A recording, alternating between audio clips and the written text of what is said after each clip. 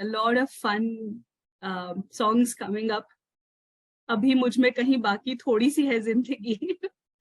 Right. Awesome. This was fun.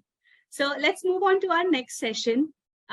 We have Dr. Parth with us, Dr. Parth Soni, who is a pediatrician, and he has been educating and empowering parents through his medical journey. And he is also one of the most loved pediatricians on the internet and physically. If you go and check out his Instagram feed, where you have more than 444,000 followers, you'll see the way he interacts with the babies, and the babies are so comfortable with him. The parents are so comfortable with him.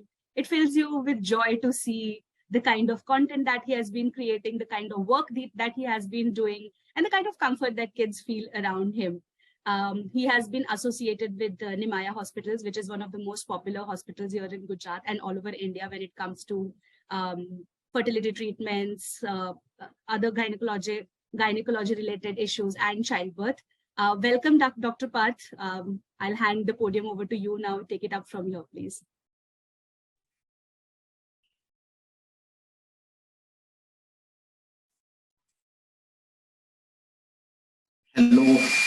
Hello parents, all the parents to be.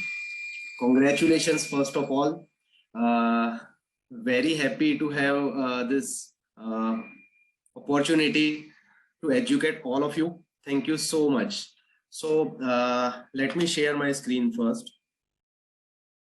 Shaluji, screen sharing. हाँ जी, मैं एक second आपको access देती हूँ.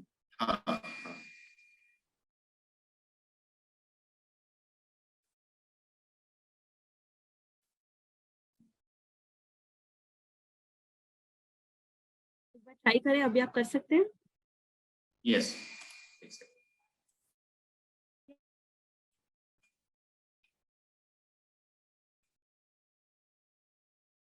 Okay. So hello parents. Today my topic is preparation for a newborn arrival.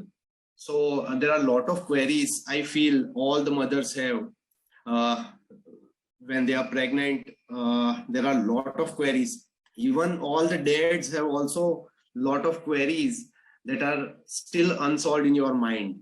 So let's quickly go through this. First, I will show you what are the checklist, what things you should keep with you before the baby arrives. So first, feeding related things. The first is beeps. You need to carry at least 3 to 4 beeps. Burp clothes, definitely. Nursing pillow.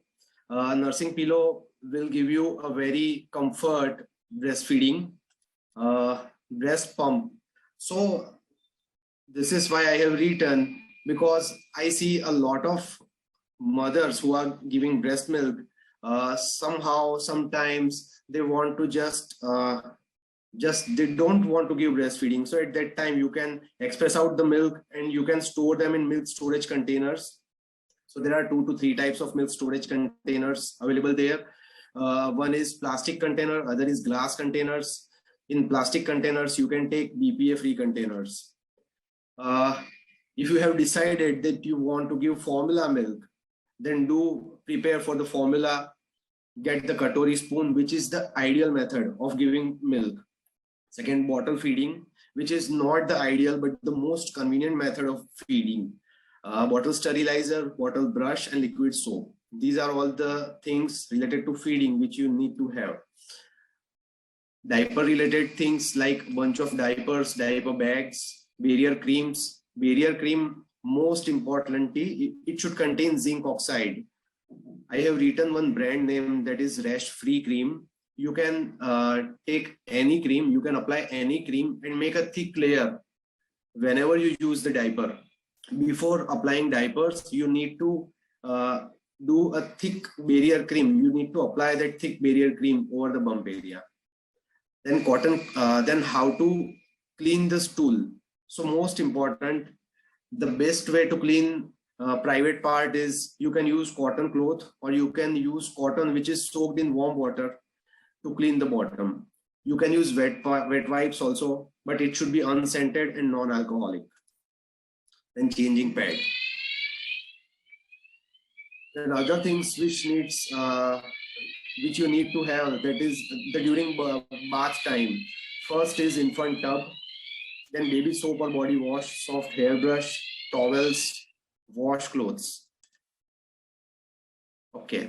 Then related to clothing, body suits, sleepers, pants, newborn hats, mittens and socks. Now this is very important. Whenever a newborn arrives, you need to cover up his ears. That is most important. And you need to apply hats, mittens and socks. So the baby's hands and feet are very prone to get cold. So ultimately you need to apply mittens and socks every time 24 hours. अगर हम apply नहीं करते हैं तो इससे कभी कभी बच्चा ठंडा पड़ जाता है. तो मेक श्योर कि आप थर्मो रेगुलेशन कर रहे हैं. Temperature should be maintained. Then laundry detergent, blankets, swaddle wrap. Okay, then for bed time, if you are co-sleeping with your baby, then you need firm mattress, waterproof pads to place under the baby. For using crib, you need crib with mattress, waterproof mattress covers, and crib sheets.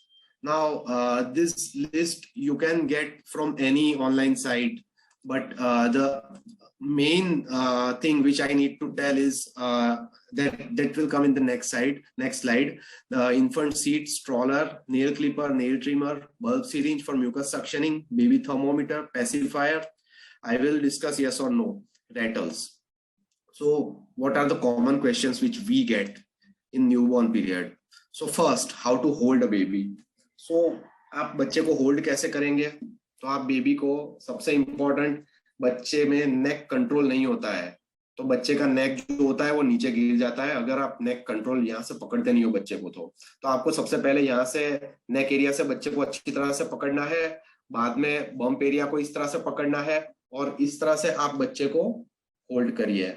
आपको बच्चे को ऐसे hold नहीं करना है, इस तरह से होल्ड नहीं करना है, क्योंकि बच्चे में नेक कंट्रोल नहीं होता है.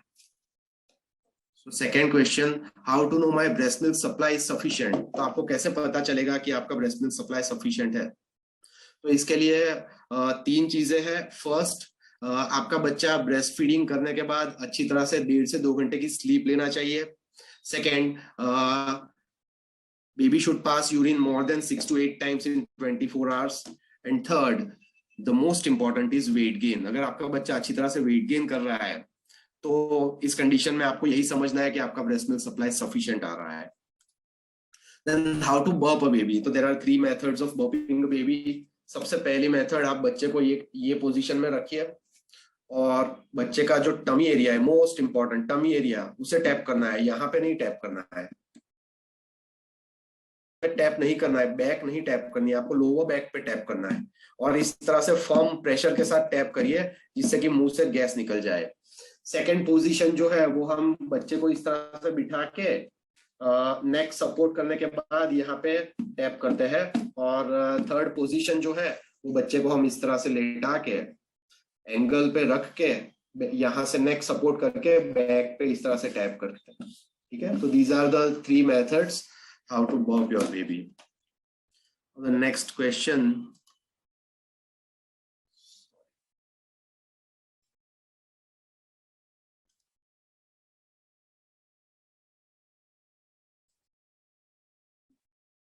sharing again. Okay, now the next question is normal urine and normal stool. So what is normal urine output? तो newborn baby should pass urine more than 6 times in 24 hours. ये बहुत इंपॉर्टेंट क्राइटेरिया है. बच्चे को feed अच्छी तरह से जा रहा है कि नहीं, उसे मिल्क अच्छी तरह से मिल रहा है कि नहीं, ये देखने के लिए. और सेकंड, स्टूल के बारे में हमारे पास बहुत सारी क्वेरीज आती है. तो न्यूबॉर्न पीरियड में बच्चे का स्टूल ब्लैक कलर का होता है. 2 दिन तक it comes out as a black colour. Gradually उसका कलर चेंज होता है, डार्क ग्रीन कलर का होता है और धीरे धीरे 3 to 4 days में वो येलो कलर का हो जाता है. सेकेंड, स्टूल की फ्रीक्वेंसी कितनी होनी चाहिए? तो 24 hours में न्यूबॉर्न फेज में हम देखते हैं कि बच्चा अगर दिन में 10 बार पॉटी कर रहा है या दिन में 1 बार पॉटी कर रहा है, लेकिन बच्चा फीडिंग अच्छी तरह से ले रहा है, वो यूरिन अच्छी तरह से पास कर रहा है, उसको और कोई इश्यू नहीं है, हैप्पी बेबी है, तो आपको इसके लिए बिल्कुल टेंशन लेने की जरूरत नहीं है। कुछ 1 आध महीने या 2 महीने का बच्चा जब हो जाता है, बड़ा हो जाता है, तो कभी कभी इस कंडीशन में बच्चा 1 1 हफ्ते पे भी स्टूल पास कर सकता है, या कभी कभी 10 डेज पे स्टूल पास करे, या एक दिन में 10 बार स्टूल पास करे। अगर बच्चे की कंडीशन नॉर्मल है, उसे और कोई इश्यू नहीं है, तो इस कंडीशन में आपको बिल्कुल इसके लिए सोचने की जरूरत नहीं है। These all are normal. And second, green colour का स्टूल अगर आता है तो भी वो नॉर्मल है।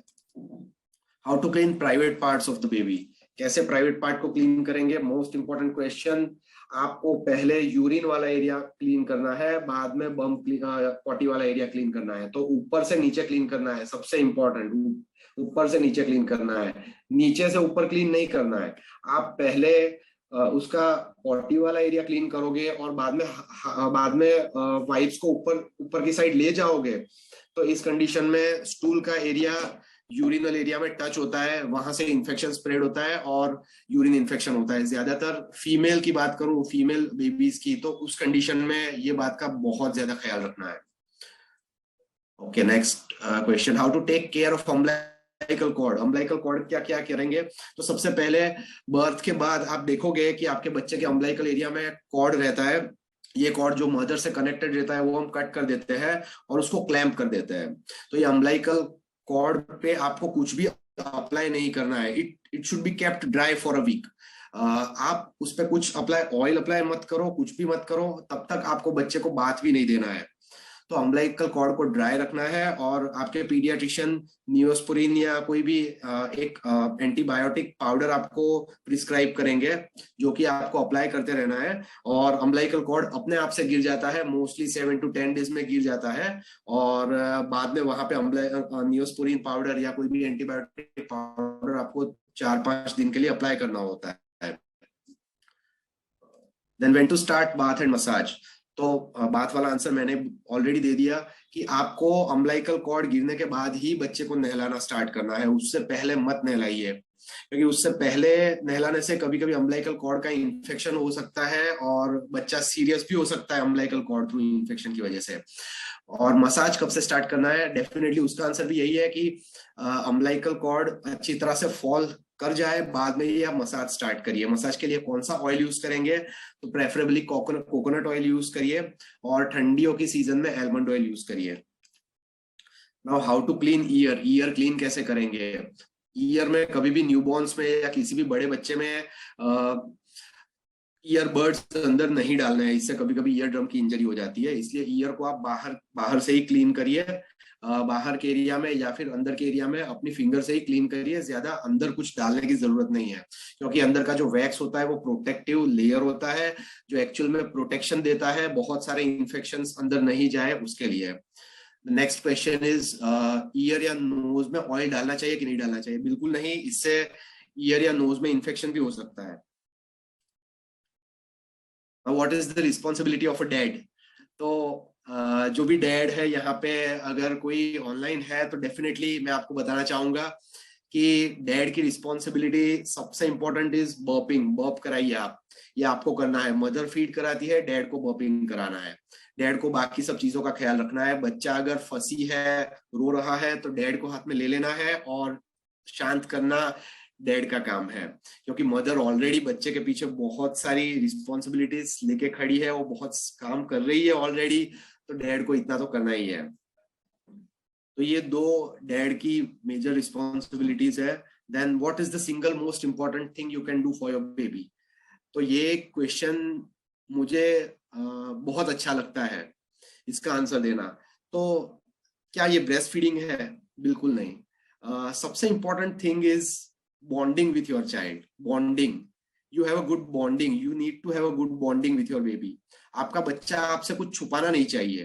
तो आप आगे आगे जितना टाइम बच्चे के लिए ज्यादा स्पेंड करते हो, जितना टाइम बच्चे को देते हो, उतना आपका और आपके बेबी का बॉन्डिंग ज्यादा अच्छी तरह से बनेगा। तो आप ज्यादा से ज्यादा टाइम दीजिए बच्चे को, और उसके साथ टाइम स्पेंड करके उसको समझिए, उसके इमोशंस को समझिए। आपके बच्चे के साथ आप सब कुछ शेयर करिए। तो एक हेल्दी रिलेशन मदर और बेबी के बीच में है, तो ये सबसे ज्यादा इंपॉर्टेंट है, मैं समझता हूँ। Okay, now danger signs of newborn. तो कब आपको डेफिनेटली डॉक्टर को कंसल्ट करना चाहिए, कौन कौन सी कंडीशन में? तो सबसे पहले यूरिन अगर शुरुआत के 24 आवर्स में बच्चा नहीं पास करता है तो definitely inform your paediatrician urine के लिए. अगर स्टूल 48 आवर्स में पास नहीं होता है तो definitely inform your paediatrician. If the rectal temperature is more than 100 degree, means if the baby is having fever, baby turns blue. कभी कभी बेबी को अगर अच्छी तरह से ऑक्सीजन नहीं मिलता है तो इस कंडीशन में बच्चा ब्लू हो जाता है. Fast breathing. बच्चा नॉर्मली न्यूबॉर्न 1 मिनट में 60 टाइम्स ब्रीथ कर सकता है. 40 to 60 is the normal breathing पर मिनट. अगर 60 से ज्यादा बार ब्रीथ कर रहा है तो ये फास्ट ब्रीदिंग है. तो do inform your paediatrician. Then abnormal sound while breathing. आप अगर कुछ एबनॉर्मल साउंड देख रहे हो बच्चे में, जैसे खड़खड़ आवाज आ रही है या फिर ग्रंटिंग साउंड आ रहा है, ऐसा कोई भी आपको अलग साउंड लगे तो definitely you need to tell to your doctor. Then bleeding और pus coming out from umbilical cord. Umbilical cord जब फॉल आउट होता है, फॉल ऑफ हो जाता है, तो वो कंडीशन में वहां पे थोड़ा सा 1 या 2 ड्रॉप या 3 ड्रॉप ब्लड आना, दैट इज नॉर्मल. लेकिन अगर वहां से ज्यादा ब्लीडिंग हो रहा है या पस निकल रहा है तो आपको डेफिनेटली कंसल्ट करना है. Then excessive crying or irritability not improving with cuddling, and excessive sleepy baby who is not taking feeds properly, and yellow coloration of the eyes, chest or extremities. That means your child is having jaundice. So these are all the danger signs of newborn.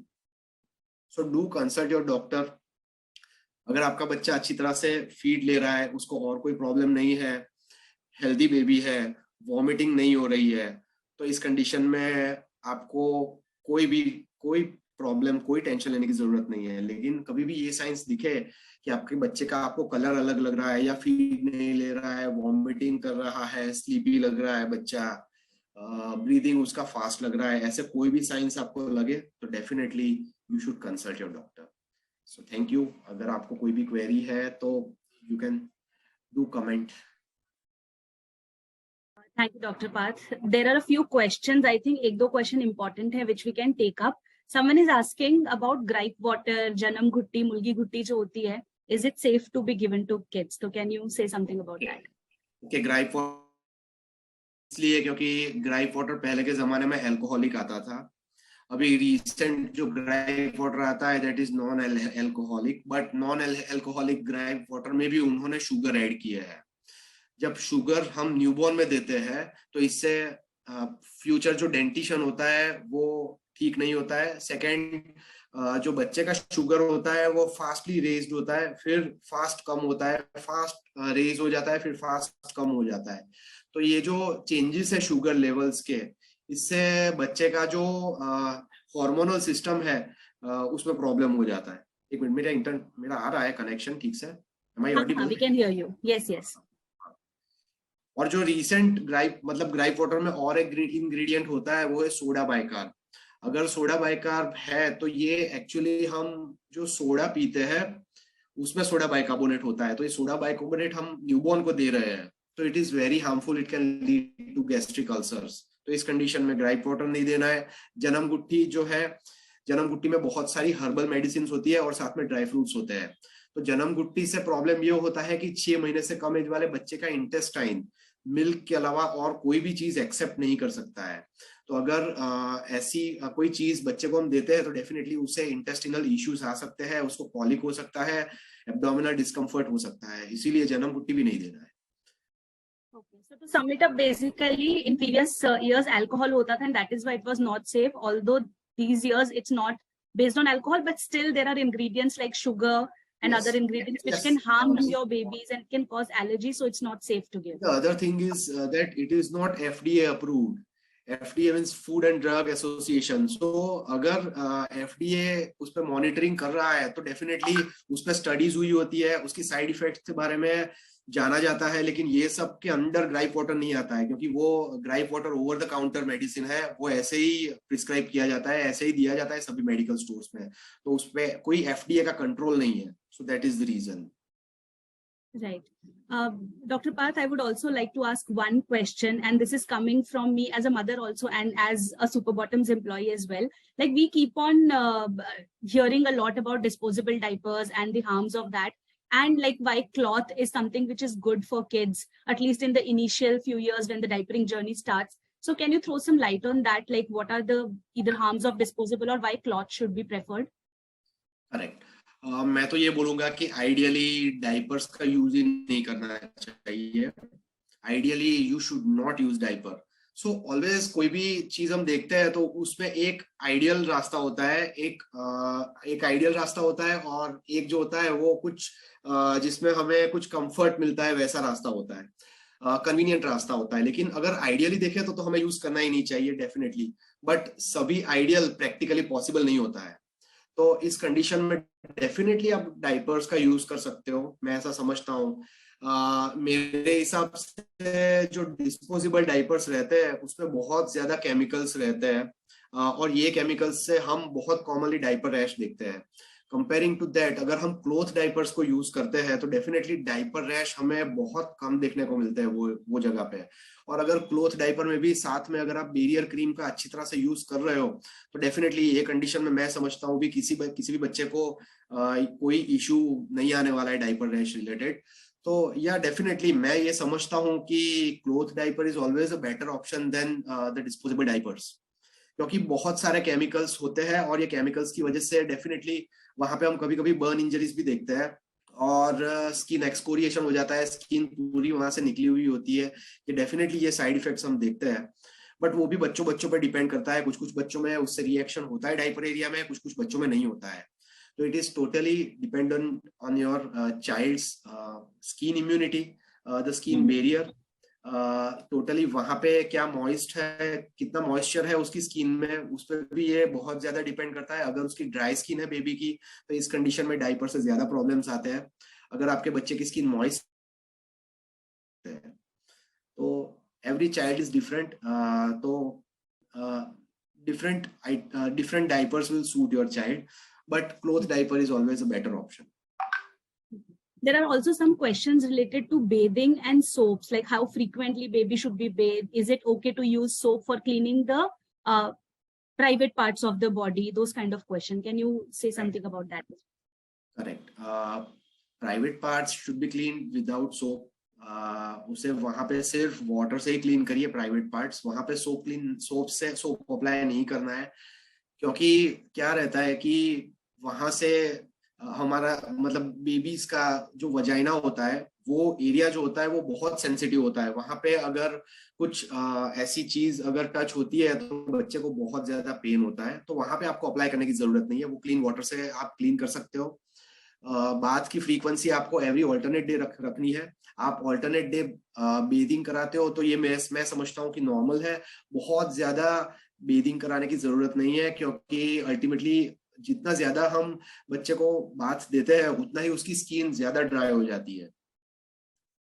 तो हमें skin dryness भी prevent करनी है, moist रखनी है skin. Moisturiser का frequent आपको use करना है, एटलीस्ट 2 to 3 टाइम्स 24 आवर्स में आप मॉइस्चराइजर का यूज करिए जिससे कि स्किन उसकी मॉइस्ट रहे। So that's it for bath. And massage आप डेली कर सकते हो, डेफिनेटली मसाज के बहुत सारे एडवांटेजेस है। I prefer twice in a day massage, क्योंकि मसाज करने से उसका सेंसरी स्टिम्युलेशन होता है, सभी सेंसेस को ये स्टिम्युलेट करता है जिससे कि ब्रेन डेवलपमेंट होता है, बच्चे को ये काम करता है, बच्चे को कॉलिक का इश्यू कम होता है, उसका डिस्कम्फर्ट कम होता है डेफिनेटली, और उसको नींद अच्छी आती है। And Dr. Parth, मसाज कब से स्टार्ट करना चाहिए? Once the baby is born, when is it recommended to start massaging?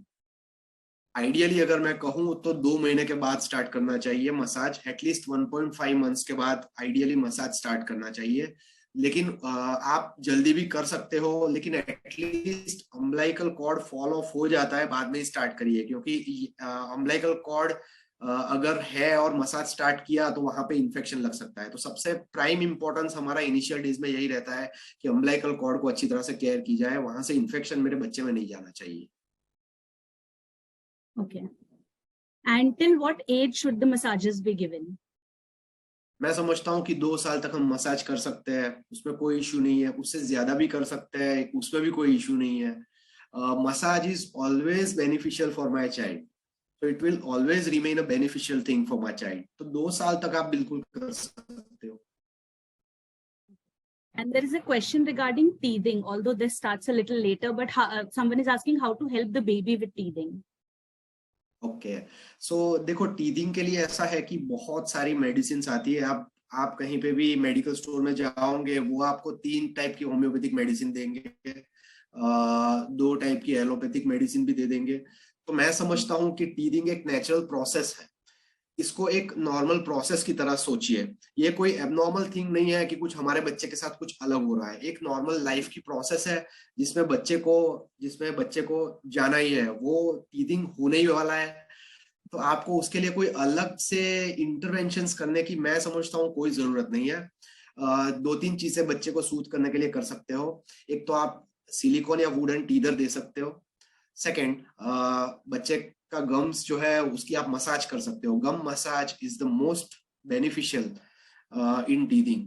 आप गम मसाज दिन में 2 से 3 बार करो। हो सकता है तो कोल्ड क्लोथ से करिए, या फिर कोई ऐसी चीज जो बहुत हार्ड है जिसे आपने फ्रीजर में रखी हुई है, जैसे कैरेट से कर सकते हैं, या कोई भी चीज जैसे ठंडी है, इससे हम अगर गम मसाज करते हैं तो गम्स पे स्वेलिंग इससे कम हो जाता है।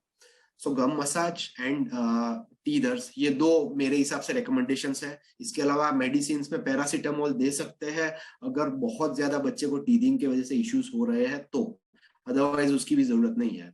जो होम्योपैथिक मेडिसिन आती है डेंटोनिक और वो सब, उसमें थोड़ा शुगर भी ऐड किया जाता है। अभी शुगर ऐसा है कि न्यूबॉर्न्स में sugar will act as a painkiller, तो हम एक्चुअल में शुगर देके बच्चे का पेन कम कर रहे हैं। That is not recommended because it has studied and we have come across it can lead to dental caries in the newborns and in the children. So that is the reason we are giving only teethers and this gum massage. Okay. Dr. Parth, we spoke about the Janam Ghutti and those things, but then how do we help kids with the colic pain if we are not giving those kind of supplements? And in initial months, a lot of kids do experience colic pain. Yes. So how do we help our kids with that? इसके लिए हमें सबसे पहले ये जानना पड़ेगा कि colic होता कैसे है। तो कॉलिक जो है वो एक्सेसिव एयर है। जो बच्चा जब बच्चा भूखा होता है तो वो ब्रेस्ट फीडिंग करता है।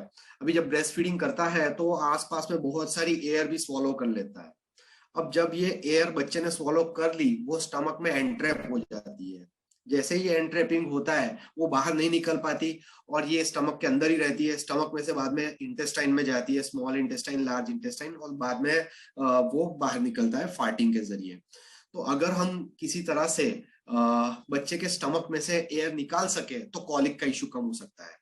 तो स्टमक में से एयर हम सबसे इंपॉर्टेंट इज बर्पिंग। तो अगर आप फीडिंग कराने के बाद 10 to 15 मिनट्स तक बच्चे को अच्छी तरह से बर्प करते हो और स्टमक में से पूरा ही जो गैस है वो हम निकाल देते हैं, जो कि बर्प के जरिए निकल जाएगा, तो डेफिनेटली आपके बच्चे को कॉलिक कम होगा। सेकेंड, अगर समझो कि स्टमक में से वो गैस नीचे इंटेस्टाइन में आ चुका है, तो ये कंडीशन में हम बर्प करा के वो गैस को बाहर नहीं निकाल पाएंगे। तो इस कंडीशन में the role of massage and role of exercise come across. तो हमें टमी मसाज करना है, टमी को ऊपर से नीचे मसाज करना है, एल शेप में मसाज। अल्टीमेटली जो है गैस को हम आसानी से लार्ज इंटेस्टाइन में जो स्टूल के जरिए निकलना है वहां पे जाने के लिए हम बच्चे को कंफर्ट दे रहे हैं। बच्चे को उसके लिए हम उसकी हेल्प कर रहे हैं कि जिस तरह से वो आसानी से निकल पाए। कुछ मेडिसिन भी आती है जो कि इंटेस्टाइन को रिलैक्स कर देती है, जिससे बच्चे का पेन कम हो जाता है। लेकिन अल्टीमेटली जो गैस है वो हम बर्प के जरिए या फिर एक्सरसाइज के जरिए निकाल सकते हैं। और थर्ड, बॉटल फीडिंग पे जब बच्चे होते हैं तो बॉटल में बहुत ज्यादा गैस बच्चा एनगल्फ कर लेता है। तो बॉटल में पेस्ट फीडिंग करना है। बच्चे को जब बॉटल फीडिंग देते हैं तो उसका निप्पल वाला पूरा एरिया मिल्क से भरा हुआ होना चाहिए, और यही कंडीशन में आप बच्चे को फीड कराइए तो डेफिनेटली आपके बच्चे को कॉलिक कम होगा। अगर बॉटल को नीचे डाउन कर देते हो और आगे के एरिया में गैस है और बच्चे ने वो स्वॉलो कर लिया तो वहां से गैस अंदर जाता है। एंटी कॉलिक बॉटल यूज करिए, डेफिनेटली उससे फर्क पड़ता है। तो ये इंटरवेंशन हम कर सकते हैं, बाकी मेडिसिन आती है उसकी। Sure. There are a lot of questions coming in, but guys, we have to be a little mindful about the time as well.